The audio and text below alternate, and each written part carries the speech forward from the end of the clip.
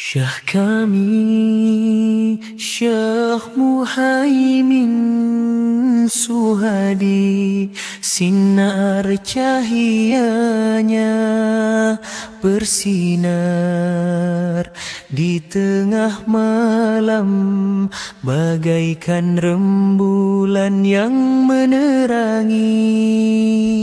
Dalam ketenangannya tanpa akhlak Nabi Al-Mustafa, dan dalam tatapannya ada rahasia bagi setiap hati yang hidup dan berseri. Kata-katanya adalah kunci hikmah, membuka akal dan melapangkan dada tanpa batasan. Ilmunya adalah cahaya penuntun, bagaikan pelita dalam kegelapan, mengangkat orang bodoh ke langit pemikiran.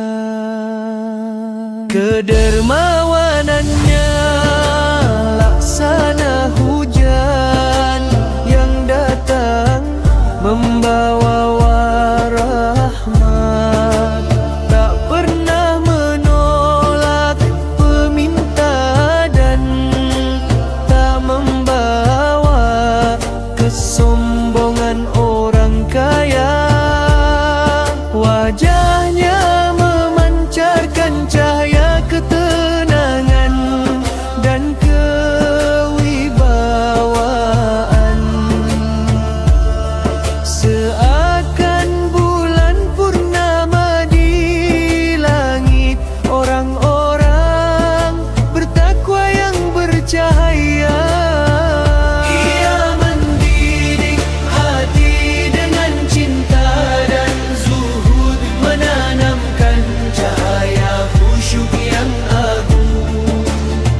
Berjalan di bumi dengan rendah hati dan wibawa, mengajarkan manusia kesabaran para wali yang agung. Para pencari ilmu dan tarika bangga padanya, dan dalam menyebut namanya mata menangis dan hati tergetar. Doanya melembutkan kerasnya hati dan mengangkat beban dari setiap yang fakir dan yang dalam kesulitan. Ya kami, Syekh Muhaimin Suhadi, sinar cahayanya bersinar di tengah malam, bagaikan rembulan yang memerangi. Kata-katanya adalah kunci hikmah, membuka akal dan melapangkan dada tanpa batasan.